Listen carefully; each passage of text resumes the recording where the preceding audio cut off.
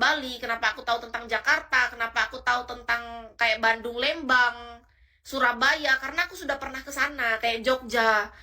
Aku tipe orang yang kalau mau belajar, aku harus benar-benar menginjakan kaki di tempat itu. Kalau cuma dengar cerita orang, dengar ini itu bla bla bla, baca buku, teori ya banyak cerita, nggak cocok aku kak. Aku nggak cocok dengan hal yang kayak gitu. Kis tipe orang yang harus benar-benar terjun, kayak pas aku ke Bali, aku jadi tahu, oh dunia massage, dunia spa Bali gini toh. Oh, orang-orang kalau lagi liburan kayak gini jenisnya toh. Oh, orang-orang setempat ketika menjalani aktivitas sehari-harinya seperti ini toh. Kayak di depan mata kita dan kita merasakan energi dan vibrasi daerah tersebut, lingkungan sekitar. Aku jadi tahu kehidupan orang, cara orang memandang hidup, cara orang berpikir. Aku ngobrol langsung dengan orang setempat. Kayak serandom itu, dan itu yang membuat Kis jadi pengetahuan kita tuh bertambah luas. Kis merasakan itu kak, experience-nya, pengalaman hidup yang sangat berharga itu. Aku rela melakukan itu semua, meskipun menurut orang itu buang-buang waktu dan tenaga dan uang, tapi bagiku tidak. Tidak pernah sia-sia segala yang kulakukan itu, karena menurut Kis, manusia yang tidak pernah melangkahkan kakinya kemana-mana itu rugi banget. Ketika dia masih sehat, hidup dan diberi kesempatan. Sangat rugi kalau dia cuma di dalam rumahnya, mengurung dirinya bagaikan penjara. Aku nggak sanggup kayak gitu, Kak. Kalau aku diberi rezeki, aku pasti akan melangkah lagi. Tapi semua iya, puji Tuhan, alhamdulillah, kita diberikan rezeki oleh Tuhan. Menurut Kis kayak gini, Kak. Rezeki yang dikasih sama Tuhan, pastikan kita lakukan semua itu dengan tepat. Bukan berarti kita harus jauh. Nih contoh, jangan gara-gara omonganku semua orang, ah besok aku berangkat jauh-jauh ya, ke kota ini, ke kota ini. Enggak. Menurut Kis, untuk kita mendapatkan ilmu, mendapatkan pelajaran, kita tuh bisa untuk ngobrol dengan orang terdekat. Kayak Kis, aku ngobrol nih sama ibu tetangga, itu juga aku sudah dapat kok ilmunya.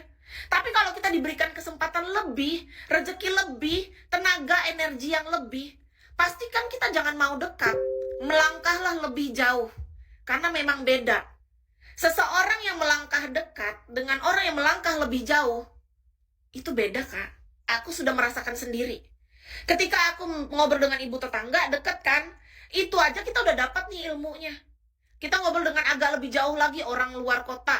Dengan orang yang di luar kota itu, orang berkumpul lagi dari berbagai kota. Aku pernah ngumpul di Denpasar. Tapi orang-orang yang di sana tuh ada orang Palembang, ada orang Purwokerto, ada orang Lumajang, ada orang Banyuwangi, ada orang Makassar, ada orang Medan. Semua berkumpul di dalam satu kota tersebut. Ini pikiran kita nih terbuka kak, yang awalnya tuh aku tuh kayak batok kosong, batok kelapa yang kayak diem aja, kayak mentok kayak gitu, stuck otakku. Dengan aku ngobrol dengan banyak orang itu, pikiranku tuh perlahan terbuka kayak gini loh. Nah, itulah yang membuat aku kenapa selalu haus. Aku haus akan ilmu pengetahuan, aku haus akan informasi baru yang, tapi kita perlu saring. Belajar ya, nah, kata orang nih contoh, iya jumpa lagi, ini maksud Kis ya. Ada orang yang bilang gini, pergaulan akan sangat mempengaruhimu. Itu betul.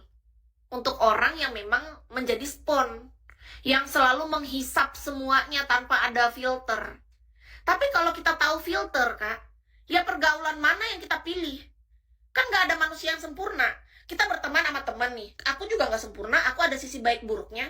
Kalau orang mau ngambil sisi buruknya dari aku, ya dia cuma mendapatkan buruknya aja. Harusnya kan kita belajar. Kayak aku waktu aku ke Bali, teman-teman aku kan nggak semuanya positif, pasti ada negatifnya. Nah, yang positifnya kita ambil, yang negatifnya jadikan pelajaran. Sesimpel itu hidup, Kak. Jangan kita tiba-tibanya, oh, ini orang kayaknya nggak bagus, lalu kita langsung ngecap dia nggak bagus total. Enggak gitu konsep hidup. Nggak akan melangkah kita kalau kayak gitu menghadapi manusia. Menurut Kis kak, semua manusia termasuk aku, termasuk Kis, aku juga nggak sempurna. Aku nggak sebaik itu, aku ada negatif, ada positifnya. Jadi pastikan dalam hidup kita bisa menyaring itu. Dari segala informasi, dari segala pembelajaran hidup, yang bagus kita ambil, yang buruk ya udah nggak perlu kita pakai. Dan kita juga nggak perlu menganggap orang rendah atau terlalu tinggi, juga nggak bagus.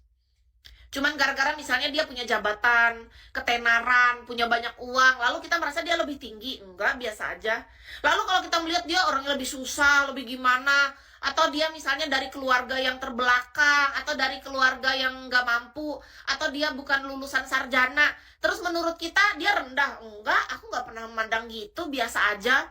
Makanya kenapa ketika Kis pergi kemanapun berada, ya aku tetap selalu memberikan kepercayaan 100% dulu kepada manusia manapun untuk kita saling mengenal dulu. Tapi kalau pada akhirnya ternyata dia mengecewakan kita, ya udah nggak apa-apa. Tapi setidaknya kita udah memberikan kepercayaan penuh kepada dia. Kalau dia memberikan tanda-tanda bahwa oh dia nggak bisa dipercaya, ya udah kita jaga jarak. Bukan berarti aku membenci dia, enggak.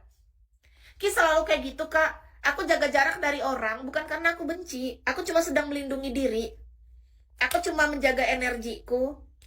Aku cuma nggak mau bahwa kita punya hubungan tuh yang kurang baik, kurang sehat gitu loh. Kalau satu sama lain kita saling menghargai, kita punya batasan, tahu punya rasa hormat, kita bisa memandang manusia yang lain dengan derajat yang sama, kita saling jaga. Nah, menurut Kis itu patut dipertahankan.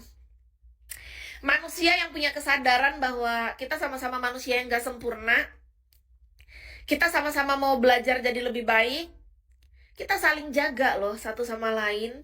Kita menghargai atas kelebihan dan kekurangan yang kita miliki, saling melengkapi, saling menguatkan, saling mengingatkan. Itulah hubungan yang sehat menurut Kiska. Aku butuh